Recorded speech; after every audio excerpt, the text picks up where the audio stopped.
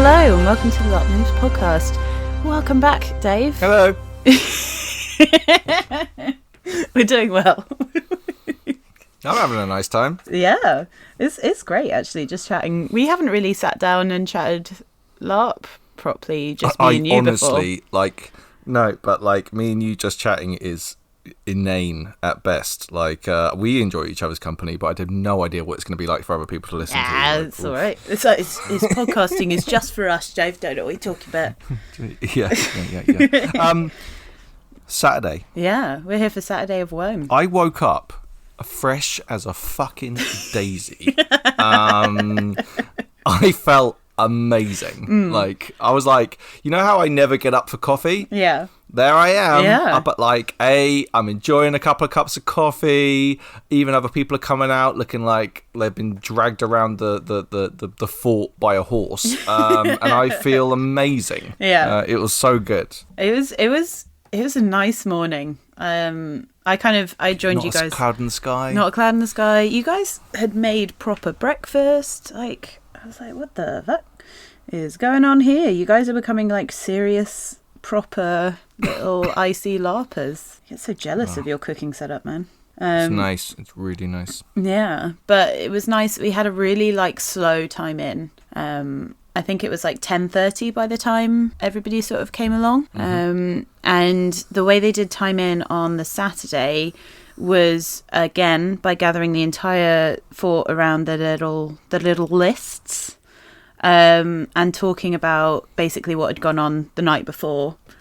So captain's dead. There's no one leading the fort. We had another ranger who was returning from a scouting mission, I think, that we were waiting on their arrival. But in the meantime, we had to elect a new leader. Dum, dum, dum. Love this. Absolutely love this. Mm-hmm. This is great. Yep. Making a player be in charge is really, really fun. Yep. Obviously, they're still guided by the Dunedain. Love this as a concept. Mm-hmm. A whole bunch of homies go and stand in the middle, Yep. and it's like, ooh, I wonder who's going to be selected. Yeah. Well, there were 6 people that went. So there was obviously, the first and most importantly, Callum, who was Dundan of the Rohirrim, your cousin. Yeah. And then we had Red Wolf, who was, I think, they were one of the newbies. He's Rohan. Also Rohan. He's from Rohan as well. He was really, really good. Yeah. Very strong presence in the camp. Really strong. Yeah. Or annoyingly phenomenal kit as well. Oh God, people are just so talented. Disgusting. And then there was a Oak who we spoke about briefly yesterday. Went in. Mm-hmm. And then there was a little. There was one of the dwarves went in. I cannot remember their name for the life of me. I'm working on it, but yeah, see, this is where you're going wrong. What? I'm actually trying to remember their names. You need to just surrender that. Let it go. The people that you're talking about will know who they are. No one at home cares. Just get on with it. All right. Just get on with it. All right, Dad. You know what I mean? Yeah. So there was Don't ever call me Dad ever again. I'm sorry, I let you down. No, God. But yeah, so there was one of the dwarves. There was a person from Bree, and then there was a Gondorian, I think, who all put themselves in the list and put themselves forward for captaincy, which was great actually. None of them were NPCs, which is good because it kind of meant that it was entirely player driven election, which is quite nice. But it wasn't even it wasn't like an election though, because I thought it was going to be okay, we're just going to elect someone, and then it was actually what we're going to do is put them through a whole bunch of trials. Oh my God, and it was so good. Oh God, Callum's face is just at many points throughout the story is you may be wondering how I got myself into this mess. Literally over so and over good. again. It was so funny. Yeah. But it's good though, because it meant that anyone can be anyone in LARP, but there is an element of hard skills that's necessary. And when it comes to captaincy, I think it is one of those hard skill things. I also think it's something that you develop because having taken on some leadership roles at LARP, I'm still terrified behind the mask of the character. Yeah. But like, it can really help you develop some confidence. So yeah, I say go for it. Yeah. Even if you don't succeed, definitely worth standing up in front of nice people who are supporting you and get used to doing that. I think that's a good idea. And it's good game. It's good game regardless, isn't it? Because like the thing that a lot of the captaincy trials throughout the weekend were only for those captaincy trial people. Like they got pulled away into a different group and had their own little RP. So it would have been a phenomenal like little RP thing, which would be cool. But their first trial was a test of courage and tactical ability. So they had in the lists they had like a one-on-one fight, and then they split them up into two groups. So they had two groups of there were 6 of them in total, but we had a couple of helpers. So like they had 2 groups of 4. And each of the people that wanted to be captain had to command another group of 3 soldiers. And to have like a 3v3 fight, essentially. Do they call that the melee? Is that what they call it? Yeah, I think so. When you have multiple fighters on teams. Yeah. But yeah, it was good to watch. It was like absolutely fantastic really entertainment. And it was really interesting because everybody has different experience, right? So Callum surprises me every single day of whenever we LARP together, because he was like really fucking knowledgeable about line fighting. And listen, like Callum is a deeply underestimated, like he has like the Callum drops out ever so often knowledge bombs that will just make your hair curl. Like, he fixed this guy's armor who was like, I think it was his first LARP and he was wearing full plate and he was feeling really uncomfortable, and Callum was like, where is it uncomfortable? And he says, oh, right here. And he literally just like grabbed him, obviously with permission, but like and like, then just like physically pulled the steel to where it should be. And the guy was like, that's excellent. And then immediately afterwards Ellie was like, can I just, and it was like, oh my god, I'm so lucky to have Callum and Ellie as friends that are just like, they actually know what they're doing. Throughout the entire weekend, by the way, they were just like my fashion council. They constantly adjusted my kit to make me sure it looked like I was looking good, and it felt amazing. I've never felt so good in a kit. Dressed you constantly. Yeah, what was nice was it hit my tiny little belly and made my upper shoulders look like I actually do exercise, and it just made me look like the Chad version of Dave, basically. It was great. So good. But yeah, so they did these line fightings. Callum did a shield wall, and there were a couple of people, but basically that was the test, and it was really cool to watch, just experience people have a nice little bit of fun, a bit of combat. And things like that. I go over to the little hobbits because they're just so wholesome, so cute. They're so lovely. Yeah, would never hurt a fly. And Lilypad, who's played by Chelly, goes, "Oh, the postie's just arrived. Here's a letter for you." And it. Oh, is this the? Oh, yes. This is the letter. Your face.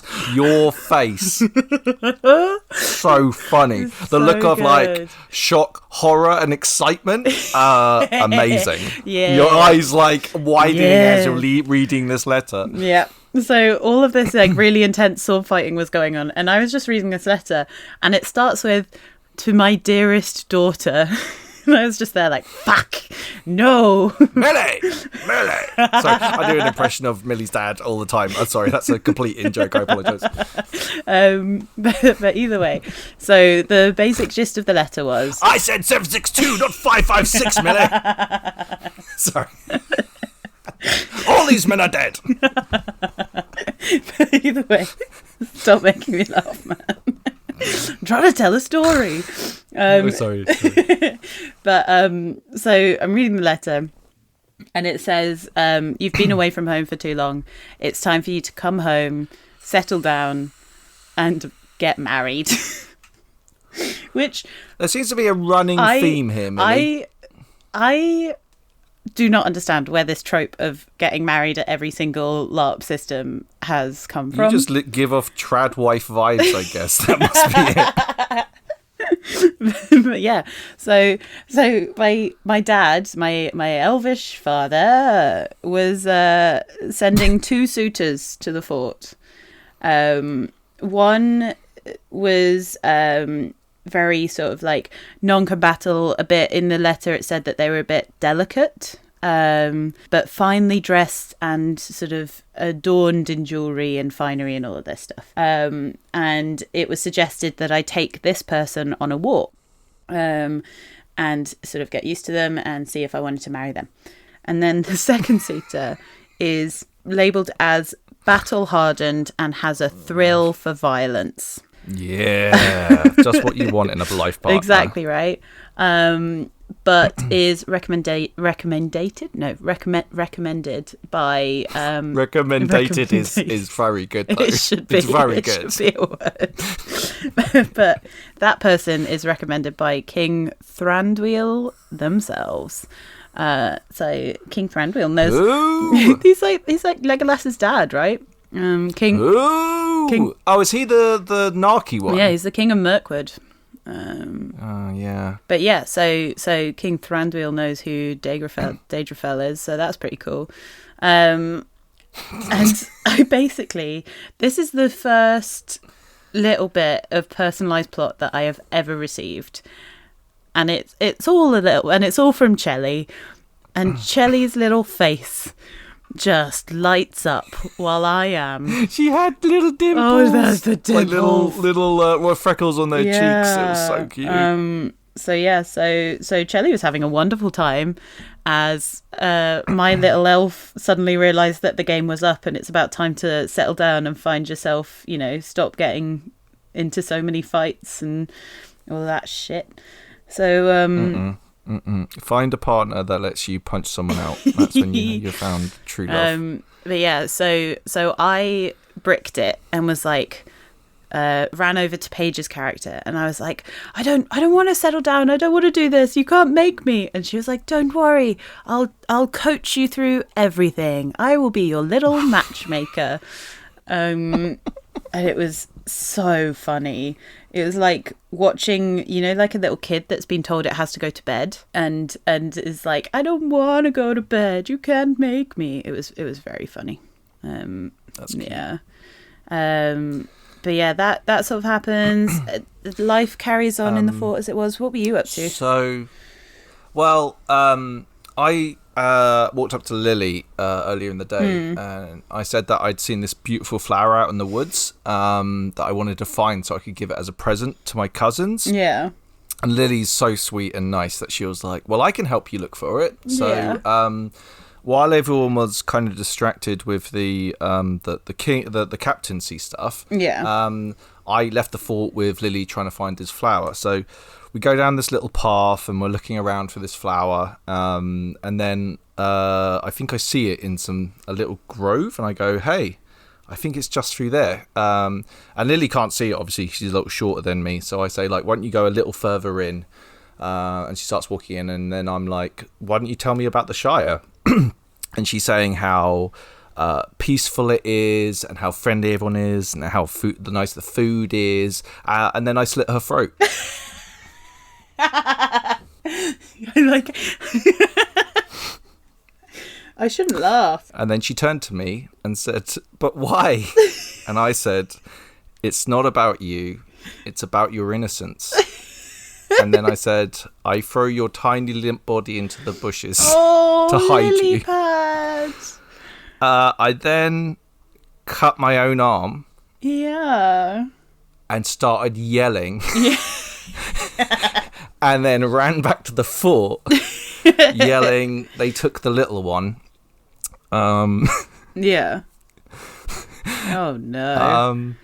And I was like, orcs, they took the little one and they cut my arm. And I was like distraught because there was nothing I could have done. I kept saying, it's my fault. It's my fault. It's my fault. And everyone was so concerned. Basically, the day before, I had swapped out one of my skills for the assassin's skill, which is basically you can go behind someone and put a knife on their shoulder and that instantly kills them, which is what I did. So the day before, I was like, I'm definitely going to have to kill Lily. She is hands down the most innocent person by a fucking country mile. So I said to Ian, because he's the one that wrote this. I didn't write this, okay? Like the crew wrote it. And I said to him, hey, like, are you sure? Like, because I'm going to murder people. And he's like, you're NPCs. And he's like, no, go for it. And I'm like, is there anyone, like, I shouldn't kill just for the plot? And he's like, no, go have fun, do whatever. And I'm like, oh no, like, this is terrible. I did check in with Chelly before time in. In fact, I think she had a hand in writing the plot for it. So I did check in to make sure everything's fine before we even did it. But absolutely horrifying. Oh, yeah. Absolutely the worst thing I have ever done in any LARP system, bar none. Nothing even comes close to the fucking... Do you know who I felt like? What's the guy that thought he was really charismatic? The guy that defended himself in court, that serial killer. Oh, my God. Oh, God. You know the guy I mean? Yeah, I do. Really famous.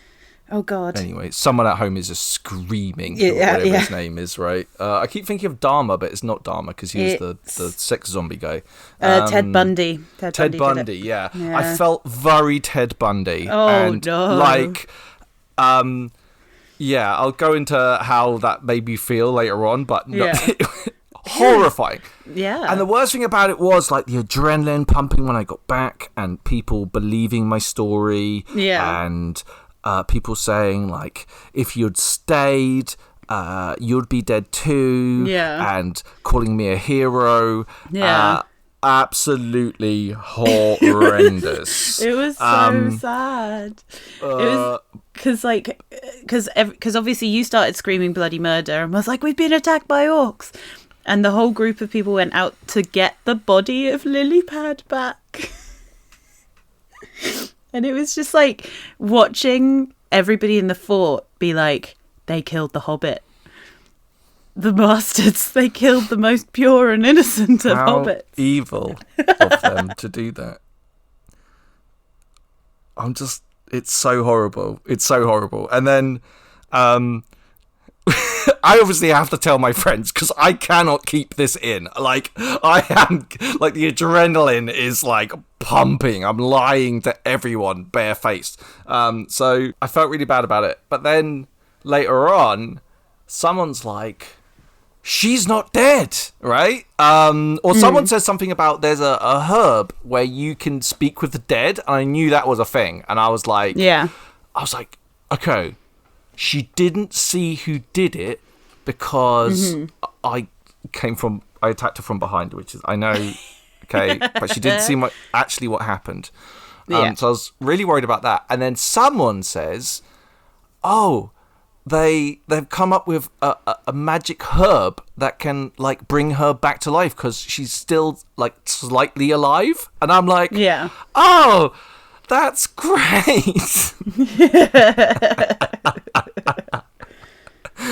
Oh, good. And I'm looking over and it's just like there's so many people, obviously, because people are concerned. I'm like, there's no way I can go and shank her now. Like, it'll be way too obvious. Yeah. I'm thinking, like, pillow on the face, you know, just kind of, but yeah, so I was absolutely bricking it that I was about to get fucking rumbled. And the ranger there was one person that was suspicious of me, and that was one of the Dunedain Rangers who looked for tracks and couldn't see any orc tracks. Ooh. So he's the only one that actually... But he doesn't have enough evidence to actually do anything, but he knows. He's pretty sure I'm a wrong un. So yeah, he became my antagonist very quickly. Oh my God, it was so funny though. When we went, I think I went on some sort of a skirmish at some point. I think we just went for a walk, actually. I don't think anything really happened. But when I got back, Lily was alive or coming back. So I ran over immediately and was like, oh, Lily, I'm so glad you're alive. I'm so sorry I let you down. Like, and she was like, no. I don't really remember what happened. I was in the woods with someone. I was like, that was me, Lily. You're in the woods with me. We were looking for the flower. And then she was like, and then I was like, and then the orcs, Lily. Then the orcs came out. And she's like, I don't I don't remember. Oh, you don't remember the orcs? It was like, it all happened so fast. I don't remember. And I'm like, well, I'm so glad you're safe. And I give her a really big, deep hug. And it's like psycho shit. Like absolute psycho shit. And I was like, I'm never going to let anything happen to you. Oh, God.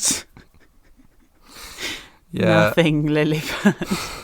I ended up taking her to... Oh, yeah, by the way, she has a roleplay effect, which is she always feels uncomfortable in my presence. Oh, God. Yeah. And so I invited her to the list. And in front of everyone there, I announced that I had brought shame to my family and the great people of Rohan. And I would swear my sword and my bow, and as long as I'm able, I swear fealty to her. Oh my God. Which meant that I'm in this really creepy position of constantly being like, wouldn't want anything to happen to you. Like, I'm your protector. Don't go anywhere without me. Oh, God. Yeah, honestly, I was like, like, as a boy, you often have to learn how to not be a creepy weirdo, okay? Yeah. It's part of young men, and they have to develop into that. To revert back to the creepy, it killed me inside. It killed me inside. Like, it was funny, but also horrendous. But yeah, I've never done that before. I might kill again. I don't know. It's a good thing that I'm so evil and not innocent, or else I'd be in trouble. But while all of this shenanigans was going on, my first date turned up. It was so weird. And it was this is the elegant, finely adorned, rich little sort of elven character, and I was like bricking it, because nothing is more terrifying than when you don't know the incredibly extensive lore of Lord of the Rings, and you're faced with someone who's asking you about your elven lineage and where your family's from and what your hopes are and whether or not you're going to go to Valinor one day, and you're just there like, oh God. Yes. But yeah, so the elf turns up with their servant. So there's two of them, one of me, and they promptly go, let's go on a walk about the battlements. It looked super orcs. Like, it wasn't. So like, it wasn't awkward. It was just one of those things where like, it was like the person, and I think it was their character choice, right? Because obviously they were the more traditional side of elf, where they were like, we're going to Valinor. I hate humans. Like a high elf. Like, very high elf, very high society elf. And I was just there like, but humans are pretty great. I mean, look at them. While I'm off murdering a hobbit in the woods. One of my favourite moments, and it was so perfectly timed, was Callum was carrying drinks because he was going to go up to the top of the battlements, right? And he was carrying some cans over to people either sitting on the bench or whatever. And I'd just literally gone, oh, humans may seem rough around the edges, but they're really sophisticated when you get to know them. Oh, no. And so we hear this crash and, oh, fuck. And we turn around and there's a can of beer just spraying everywhere. And Callum picks it up and just does the whole, when you drink it out the side, and he's like standing it. Well, he shotgunned it or whatever. Yeah, he shotgunned it right in front of this really impressive high elf that I'm trying to change their opinion of humans and tell them that we're actually not humans aren't as bad as they think they are. I'm on watch. Yeah. But yeah, so we go up to the battlements, have a little bit of a chat, And they go, I'm going to take you away to Valinor now. And I was like, now? No, thank you. I'm not going away to Valinor. And so we have a little bit more chat, go and have a little walk around the herb gardens that are outside the walls. Have some really nice and touching RP, actually. It was really nice. Because basically what had happened is the way that the foraging mechanic works, the same with pretty much every other system that we know, is the coloured lollipop sticks, denoting a different herb. So I was going around and I was foraging with the herbs, and I was like picking these and showing them to the elf and being like, look at what the human world has, created and things. And then they're just going, this isn't the human world. It was once the elven world, and the humans are a taint upon the land. I was just there elf like supremacist. Right. And I was just there like, there's no changing this person's mind, is there?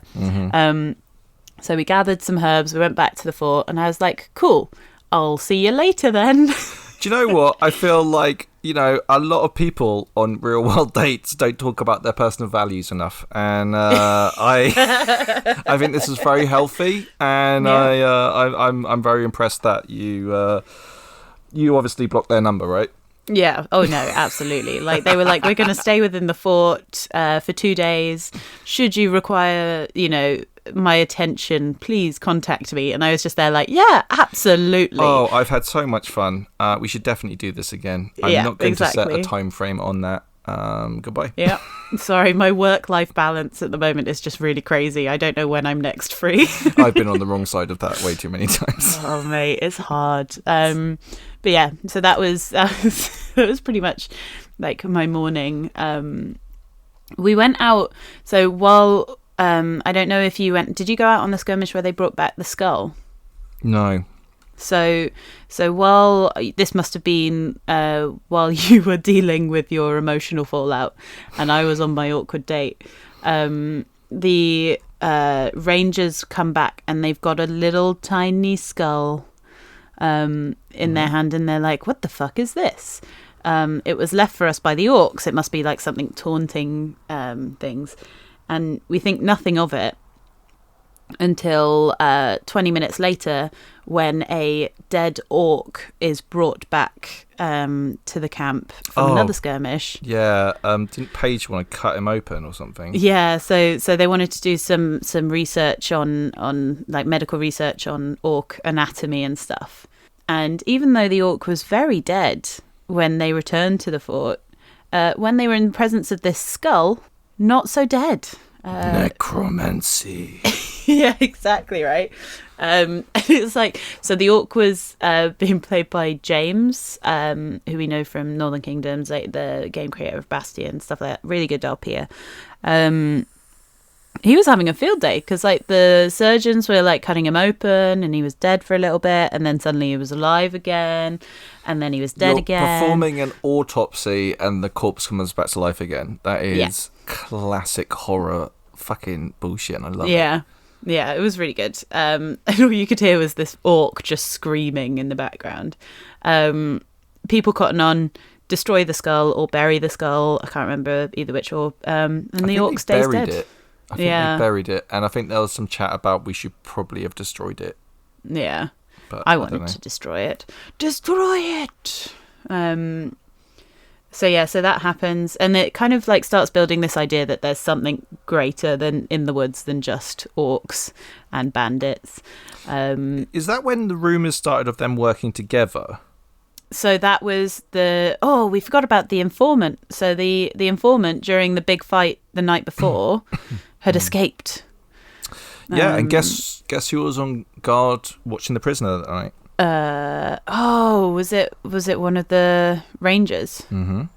Oh, was it your? Yes. Zitalor. Suspicious. Very suspicious. But yeah, so the informant had escaped. There was now necromancy in the woods. It's all beginning to get a little bit dicey. Mm-hmm. The dark forces are moving. Yeah, Yeah, exactly. Speaking of dark forces moving, porter cabins, the fucking portaloos, they were so good, this event. Sorry, little segue. They were so like, good. The rental company was like, how many people are going? And they were like, this many. They were like, this is how many you need. And they doubled it. I wish this was an attitude taken by a lot more systems, because oh my god, yeah, they were a delight throughout the entire event. They had running water, like not running water, but like water you could wash your hands. Yeah, you could wash your hands. And I kept on getting so dirty. How dirty was I for all of it from the chain? Like, it was, you were, I did not want you touching my clothes. You did not like me touching you. Not that I touched Millie on the... Oh, God. Is this the episode where I get cancelled? Jesus. No, I'll cut that bit out, don't worry. No, leave it in. Leave it in. Leave it in. Welcome to Dave and Millie's relationship. It's like all the rumours are true. Oh, God. Dave's a monster. After the weekend I had, I feel like a monster. So no, you're not. You're fine. But yeah, so porta cabins were great. Everything was wonderful. Necromancy in the woods, and everything's going on. Paige and some of the other rangers find like a black magic book, which had a load of treasure maps and information about various different bits and bobs. I'll be honest, that bit wasn't my game. It just helped kind of like progress the general storyline of the weekend on, because I was seeing Suitor Numero Duo, who, if you had like a complete contrast of the first Suitor, this person was exactly that. Like, you had the prim, proper, traditional high elf, like, take you away from this life to a better one in Valinor. And then there was the very rough and ready... It was like the fantasy of the rugged elf that lives in the woods. Like, honestly, like, I met them, they knelt down, they kissed my hand, and they gave me the most intense eye contact I have ever seen. And the little elven princess in me just squeed. And I was just there, like, what is going on? Princess. That's what I am. I'm an elven princess, man. But yeah, I think I have an inner little fat hobbit, actually. That's what I have internally. We all do. But yeah, so this big, he was really tall, very handsome, very rugged, carrying a bow and some arrows, turned up and was like, "Oh, you're not what I thought you'd be," being an absolute arsehole. So naturally, I throw caution to the wind and I challenge him to a test of skill. Yeah. And that very test of skill involved our good friend, OG Gondor, Nicholas, who Gondor for Gondor, who was in full clank at the time, and I said, "Do you want to be an archery target?" And Nick, being the absolute champion that he was, went, "Of course." And so gets in the lists with his shield. So, like, I see there's no risk of him getting injured at all because he's got full armor and he's got a shield and all this shit. And bearing in mind, this is the first event that I've ever done archery in. Like, I did it a little bit when I was growing up, but I have not done it since. I was purely talking out of my arse and hoping that the NPC was not some kind of fully qualified archery expert. And I was just like, "Gondorian, make sure that you run and run swiftly." So poor Nick, for like 20 minutes, had to run back and forth in the lists. And with a smile on his face throughout. With a smile on his face throughout, while we were just pelting him with arrows. God, Nick's great, isn't he? He's so good. He's so great. So the elf my suitor goes first, misses. Oh, very tense. And I ridicule him for it, and then pray that I do not miss. It's probably good to ridicule after the shot. Like, just as a rule, like, it probably looks better with the confidence, but good lord. Oh yeah, no, I was absolutely shitting myself. Luckily, I do not miss a single shot. I get 3 for 3. What? Right. Super mega talented Millie takes her final form. Let's go. Exactly. If there's one thing I can do, I can pelt a poor an innocent human being with foam-tipped arrows. Yeah. From a mediocre distance away. Yeah. But yeah, so that happens, and the elf and I just look at each other and we go, hit. And it's kind of like we do like a little check-in. He's like, cool, what do you want to do now? And he goes, let's go on a walk on the battlements again. And you're like that really popular girl on Tinder that gets taken to the same restaurant every single week. Yeah, it's like, who's Millie dating this week? So the usual, and you're like, you know, oh, I've never been here before. But yeah, so we go on this walk. He takes my arm. And literally just parades me in front of all of you guys, all of the players, and I'm like, what is my life right now? We go up the battlements. He's talking about like how arranged marriage isn't what he wants to do, but it's what he needs to do. So I think his family is destitute. He's very aggressive, doesn't like humans, but can see their appeal. I don't want no scrubs. Scrubs aren't the kind of people that get no love from me. Exactly. So naturally, my character falls madly and unstoppably in love with him. Yes. So you know, can't be helped. Never trust your instincts. Always go with like your raw animalistic natures. And it's. And it's just so rude because I did like I went straight after this whole thing had happened. I went straight down to Chelly and I was like, you bastard. Like, you gave me the perfect, like, settle down option of somebody who had money, had a trip to Valinor going, so I would have been set up for life, but was just a horrible elf. Hey. You okay there? Yeah, I've had real life conversations with people like this, and it's hard, right? I hate this.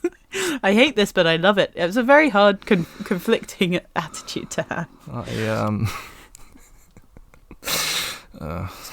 Yeah, it's weird. But yeah, so Chelly sort of says, oh, well, if you want to invite one of them to a second outing, just give me a letter and I will send it to the appropriate suitor. And I was like, fuck. Which one? Just fuck. So I don't know which one you went for, but if you make the wrong choice here, I'm going to be angry at you, man. Which one did you go for? The really tall, handsome archer. Good! Correct answer! Okay, good. Okay. Oh, good. Thank God. So we're writing this letter, and one of the Gondorians notices that I'm writing a letter to a suitor. And I'm boasting about the fact that, you know, King Thranduil recommended this suitor themselves, and that, you know, they were clearly the more superior, all of this stuff, like basically bigging up this suitor. And he goes, oh, will this matchmaker of yours give me a suitor? And so it was really funny watching a Gondorian whose character did not know how to write, writing a love letter to King Thranduil himself, to be like, please either set me up with an appropriate suitor, or would you consider being suited yourself? And it was just so funny. Paige was there cackling as they do, like sort of being the sort of shit stirrer McGee in the corner. Cackling is a good term for it, though. It really is, right? So we send our letters off, and I felt like OC. I had a little bit of a really bad emotional reaction to sending a letter off. Yep. It was like putting your little heart on a chopping board, and giving it over to the game team to be like, ha, look at what this person's doing. How ridiculous. Stab, stab, stab. And I was like, oh, God. That's an interesting, I agree. I've had, I've had a couple of, brush-ins with kind of romantic play at events. Not much, though. It makes you feel kind of uncomfortable. I think that's mainly because of, OC actual insecurities about it. So it's difficult, right? Yeah. So I wasn't expecting that kind of emotional reaction. So I was like, because it's literally like, it's that weird bleed where you've written a letter saying that you've got feelings for someone. You don't have feelings for them. It's like that purely like it's RP, right? But then instead, my insecurities came from having the game team read a letter that was designed to be personal. And then it was like, okay, well, that letter's then going to be shared with the wider plot team. That plot team's then going to feed that back to the NPCs. And then my main issue was, oh my God, what happens if the NPC doesn't like the plot line that I am drawing out for my character? It was like it was a weird reaction, man. So I had a little check-in. I had a little check-in with myself, with some crew members, and they were like, no, and it was Nick as well that kind of pulled me aside and was like, no, you have to understand that an event organizer's enjoyment comes from watching players interact with the storylines that they are given, and with the enjoyment that those players get out of it. So I was like, oh yeah, no, you're totally right. Like, they wouldn't have put on this plot if they weren't willing to see how it was going to go, and like they would never do anything that made NPCs feel uncomfortable. Like, it would all be totally fine. I think it's a really good instinct though to kind of like question that and kind of think it through as a process, because I think that will help you going forward dealing with other situations like this, you know? Nick is very good at this stuff anyway, as a lot of the crew. But I think that's a really nice observation and good thing to kind of meditate on, you know? That everyone wants to be involved. Bear in mind, I murdered someone, okay? Yeah, you did. That is, I felt real world guilt for my actions. I was also disgusted at my very real world excitement at having done it, right? Like, that is scary. That's horrible. I'm like, oh my God, are people going to start disappearing in my neighborhood now because I've like unleashed like some sort of things. Yeah, exactly. This is like this will be used in court against me, but you know, the kind of the thrill of it, you know, and it's kind of like, oh no, it's so dark, and that's nothing real world, you know. Well, hopefully not. No, it's fine, but yeah, so it was a weird couple of hours. But as that was all going on, did you see? Oh God, what are they called? You know the seeing orbs, like the big orb. Yes, they're called the Phalandual. Sure. Phalantir. Oh yeah. No, like something in tier. Palantir. Palantir, maybe. Tonight. This is how. By the way, yes, this is Palantir. What it's like. This is what it's like being me all the time. By the way, like zero accuracy, very vague knowledge. The Palantir. So again, Paige, right at the center of the plot of the weekend. They went out. One of the pictures in the Dark Magic book had like a treasure map in it. So they went out. They found this gravestone. And then in the grave was a box. What's in the box? You never open a box. Right, I'm just saying, right? Never open a box that you dig up out of someone's grave. Always open the box. No. Always. It's that way is such a... But, so bad. But yeah, so they find a Palantir. Paige's character picks up said Palantir and then has a direct vision with whoever was on the other side. Sauron the Dark Lord! What do you mean?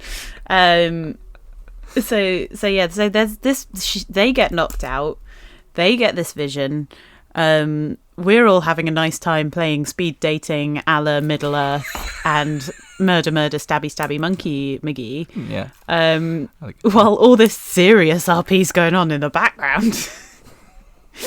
This is definitely one of those events where I missed the main plot by like miles. Like I was nowhere near what the fuck was going on inside the fort.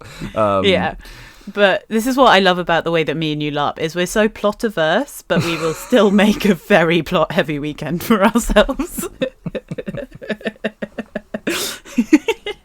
Ooh, shiny. And then exactly. Oh God. I am now dedicated to this for the rest of this LARP character, this one offhand comment someone made. This is my universe now. My name is my name is Eomer of the Rohirrim. You killed my poor little hobbits. Prepare to die. They were mine to kill. But anyway, back to the serious plot. Yeah. Because it is relevant, apparently. So the Palantir vision happens. We all get gathered around again. And there's another really good like group discussion thing where everybody talks about what they have. All of their plot comes together. And lo and behold, we are a team. One team, one dream. One team, one dream, one true vision. Exactly. Indeed. And we're like talking through stuff, making sure that everybody is on the same page. Like there is a big bad. And the NPCs, like the Dunedain Rangers, they go, should any of you wish to leave, you may do so. They said, he was like, we'll give you a horse and enough supplies. I put my hand up and I was like, what kind of horse? It was so good. He said, a three-legged one. I was like, I'll stay. I mean, it's only worth it if we get a proper thoroughbred. Yeah, I don't like it, yeah. That was nice. Yeah, and nobody is like, nobody plays the antagonist, so everybody, which is good, right? It's a sign of unity. We're all on the same page. Like, we're probably going to die tomorrow, but at least we'll die fighting and defending the fort. If Paige ever makes a podcast, she could call it On the Same Page, by the way. That'd be oh my god, that would be great. Do not say that would be so good. Oh no. Oh my god, a Lily Paige podcast would actually be dope. Oh, that would be so good. Okay, anyway, moving on. Okay, shh. We don't need another LARP podcast. Stop giving people ideas. Yes. Well, the rest of the Saturday, I don't think I went on many jaunts. I think I had another fairly early night on the Saturday because a lot of people did. To be fair. Oh, but I did hear there was a big attack in the evening. I heard that. Yeah, so this was one of the excursions that I went on, which I kind of like forced myself onto because I was so fed up of staying in the camp for a little bit. So apologies there. But basically what had happened was there was a missing child, right? And that was the big plot, wasn't it? Yeah. Yeah, so it was something that had happened first on in the day. We heard a child crying in the forest. And then nothing happened. Jim's character had been contacted by the mother of this child and given like a scarf to identify him as somebody that the mother had sent, and had been given a name. Jim, of course, had forgotten this name. Perfect. As had the entire player base, because by the time we went out on this skirmish about the missing child, it was like 10 hours later. Good work, everyone. Great work. Yeah, brilliant work. We're all good at names here in the LARP community. Elite investigation team. So good. But yeah, so we go out into the woods and we find a circle of whispering people in dark hooded cloaks doing some sort of ritual. Sounds a bit fucking culty to me. Yeah, right? And the person who's like the main ringleader of this ritual turns around and talks to us, and we basically have this whole discussion. One of my favourite moments of the entire weekend was we had another Gondorian ranger who was scouting around the edge, like trying to flank the cultists. Mm-hmm. We'd taken O'Shea with us, who, if you remember from last episode, was the chatty dwarf who kept on asking people about brothers and sisters. Yeah. Who loudly goes, "Hey, who's that over there in the woods? Come and show yourself. You can't outflank me." And we all just go, "O'Shea, they're one of us." Face palm. It's so funny. So good. On with the culty. Yeah. brief interrupt. Besides, we had this chat with the cult. It turns out the cult leader was the missing child. What? Right. And even though the mother had claimed that the child was 8 years old, this person was not 8 years old. Like they were considerably older. What? And then the cultists start whispering Morgoth. Oh. Really fucking loud. Well, that's not good. Yeah. The cultist reveals a Morgul blade. Ooh. Which fucking awful way. It's just awful, horrible thing. And the cult leader agrees to come with us to the fort, under the proviso that we don't harm them and we don't harm their sisters. And we go, okay, fine, sure, whatever. My character hates this idea, by the way. Like, no way are we letting a Morgul blade inside the walls of our fort, let alone a Morgul blade attached to a necromancery, enchantressy, cultist-y person. What could like, go wrong? No way. Yeah, nothing could possibly go wrong at all.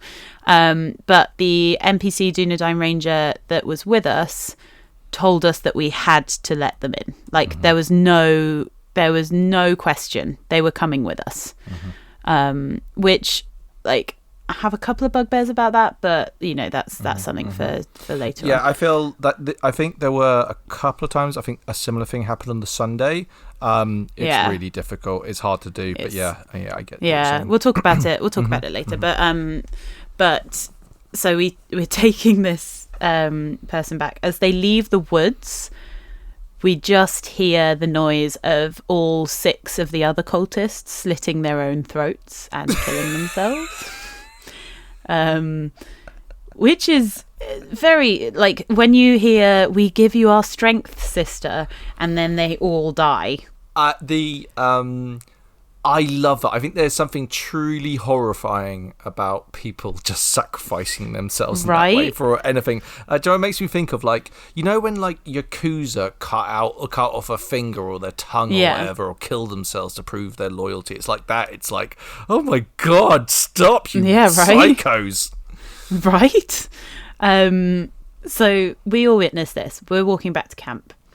The cultist is with the same Dunedain Ranger that has told us we are taking that cultist back, and they're chatting and being buddy-buddy. Is this the rangery guy? This is the rangery guy, yeah. Exactly right. Suspicious. And I'm ecstatic about this, by the way. Yeah, right. Me and Nick are walking behind them, and obviously, like, Nick and I are a fan of a railroad. In the fact that we really like dislodging plot to just fuck about and find out and see what happens. Mm-hmm. Like, it's not a malicious thing. We just really like the idea of what happens if we don't quite play by the rules. As someone that is literally the bane of serious NPCs, yes, I understand. Right. So we draw our swords. And for the entire walk back, we're just there like, oh, do we kill them? But, oh, we don't want to, like, railroad the plot that much. Oh, but we really want to kill it. And, like, story-wise, it makes sense that we kill them. But the little insecurity bubble in the will they, won't they takes far too long. And we end up back at the fort. See, when you're going to kill someone, you just got to do it. You just got to do it. Well, I'm not I'm not an actions man like yourself, Dave. I'm sorry. One thing I didn't mention, when I did it, by the way, I was walking up behind her and like my knife kind of just moved to my belt and took the knife out, right? And then my hand just moved forward. It was the most out of body experience. Like it was like my hand was not my own. It was just like my hand wanted to kill, whereas my mind was like, no. Anyway, sorry, I'm traumatized. Okay, I'm gonna talk about it a lot. All right, it's like talk about it. It's all fine. Like at this point, it's basically the tail end of the evening. It's getting dark. The Dunedain Rangers. Is this a Sunday thing when we went to meet the old man in the woods? Oh my God, Tom Bombadil! Yeah, we met Tom Bombadil. We did meet Tom Bombadil. The whole Tom Bombadil thing, because it's really hard to get the tone of Lord of the Rings, right? Yeah. Because we're all modern people. We swear a lot. There ain't no swearing in Lord of the Rings. I tried really hard not to swear, but sometimes you just end up swearing. But there was something about... That was when you were standing on the tall thing and James's dwarf was standing on the tall thing. Oh my God. The whole thing. And then Tom Bombadil came out and there was this kind of like, who is this old distracting man type thing? And then it was fucking magical, wasn't it? Like, I loved it. So beautiful. Because like, so they did this encounter in the little herb garden. And for the whole Millie James little interaction, they had these little mounds and little bits where like old river, like tiny little streams had gone through. And I was just watching James like do all of this fucking incredible body language. And where he was like sidling up to the little slope, he was readying his little legs, and then he was doing a tiny little jump. And even though the 2-footed landing as well, right? And so the little good. And the little giggle when he lands of the like, I did it. I honestly stopped looking at him like my mate James and was just like, that's a fucking dwarf right there. Yeah, it really was. The place. It was so good. So naturally, I said, "You look like you can't, pass this riverbed. Let me help you," and just chucked him across. I don't know who it was, but someone said, "Did you just toss that dwarf?" Yep. And oh boy, did I. Many times. Worth the price of admission, would toss dwarf again. Oh my God, absolutely. So we have the Tom Bombadil interaction. The way that encounter ended was so good. With because we're asking them where the girl was, and he said, I think that's her over there. And everyone turned around. One guy even ran off in that direction, and then when we turned around again, he had scarpered. It legit, and it was like a literally like turn back. Oh my God, he's gone. Yeah, like Batman, like you turn and then you turn back again, and so fucking good. So Tom Bombadil plot A star, so good. And the James Millie little elf dwarf tossing across riverbanks, also very fun. Do you know what it reminded me of? Is obviously it's the same sort of theme, but Second Breakfast. They did this wonderful thing where they made everyone. It was at night, and they made everyone stand in the gate while the hobbits went off to talk to the elves. And as they got closer, they went down to their knees. But because it's dark, you can't tell the difference. So it's just tall elves talking to a short person, and it was like that sort of vibe. That like it makes it magical. It makes it really good. It's so good. But yeah, sorry, brief interlude as we talk about wholesome stuff. Let's go back and talk about the bloodthirsty, murdering, Morgul blade wielding cultist, shall we? So we get her back to the fort and lock her up. The Morgul blade is confiscated by another of the Dunedain Rangers named Lark, who is played by James. And Nick and I are watching where the Morgul blade is going, and we both make eye contact with each other, and we just go, that Morgul blade is not allowed to remain in the hands of that person. Like, no way. No, sir. No, sir. No, sirree. And so we plot, we create this such a stupid plot line and so irresponsible. Never take a Morgul blade. It's so corrupting. Something that I did learn about this weekend is a Morgul blade, if you get stabbed with it, shatters and disappears. So it's like a one-shot... Yeah. Okay. It's like a one-shot use, one thing, but like when it disappears, it leaves fragments behind and corrupts that person from the inside. Like Frodo. Yeah, legit like Frodo. But anyway, I digress. We get this plot in our heads where Nick is off to go and distract the NPC Lark. So he goes off and asks loads of questions about the Morgul blade and all this stuff. I walk up behind the NPC and I literally whisper in his ear, I'm pickpocketing you for the Morgul blade. And I get given the Morgul blade. Oh my god. Is that what you stole? I didn't know that's what you stole. That is what I stole. Oh my god. And as soon as I got a handle on that knife, I shat myself. Because it was like that whole thing of, oh god, I've done the thing now, there's no going back. So I literally run out of the fort and I'm there, and James, the NPC, has wrapped up this fucking blade so well in this bit of material, and my hands are shaking because I'm so excited that it takes me like 5 minutes to unwrap it. Worst criminal ever. Right? So I unwrap the blade, I take the blade, I hide the blade. I then go, oh god, he's going to notice that he's been pickpocketed because the scarf isn't there. So I grab a stick and I wrap the stick up in the material. No. And then I run back to the fort.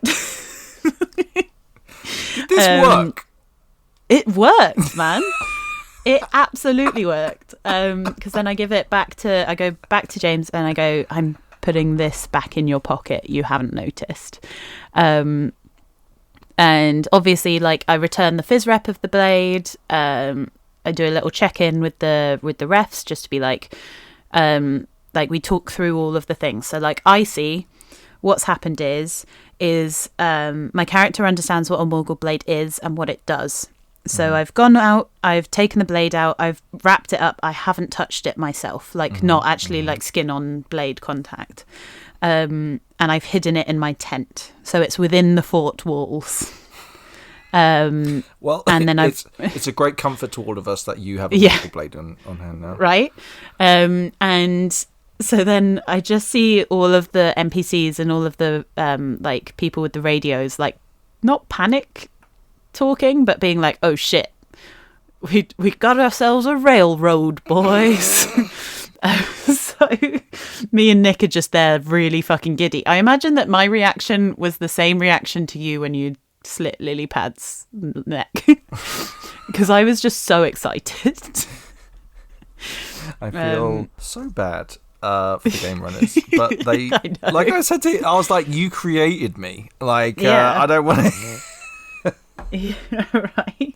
I don't want to go murdering our hobbits, but you made this happen. So, and like, if I can pickpocket NPCs, I'm a pickpocket an NPC for a Morgul blade.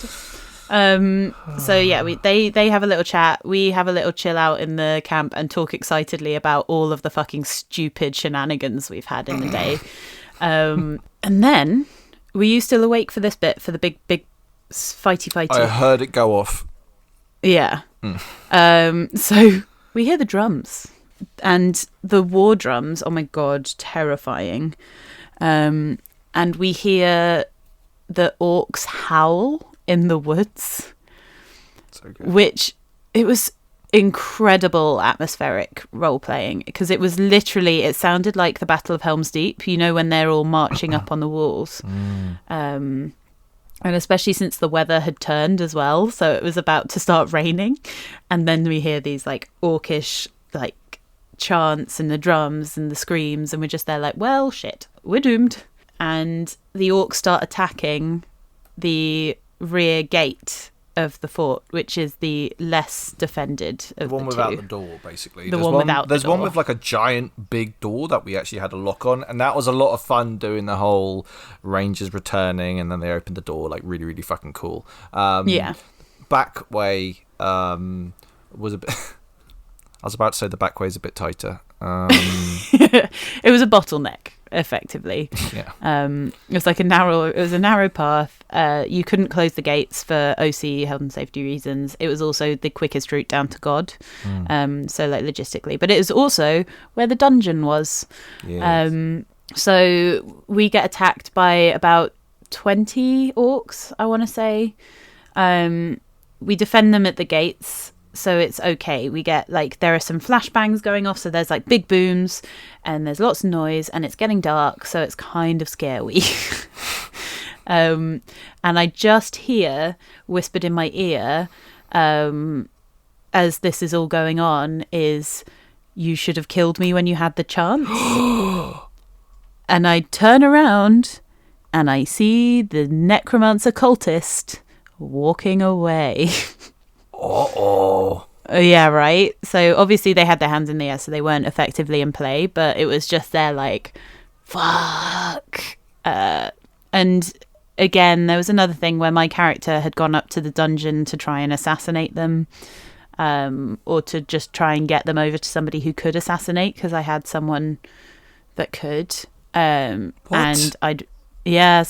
when the fighting all kicked off, I went up to the dungeon and I was like, OC, I'm going to open this door so that my character and my friend who had the assassinate can kill you.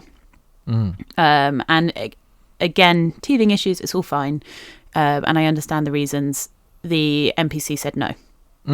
Okay. For plot reasons, I am not allowed to die, which is very fair. Like, there's railroading and then there's absolute complete blockade. I think, yeah, I get that. Yeah. Like, I totally understand it. They're potentially building for future plot in future events. Like, it's totally fine. But also it was like a bit of a, that's a bit shit, but meh, carry on. We're getting attacked by orcs right now, so, got more important things to worry about. So yeah, the big fight happens, and then I get a ref coming up to me again. And they say to me, in the panic and the chaos of the battle, the Morgul blade has vanished. Took the Morgul blade back. Yeah, okay. Yeah, and it wasn't taken.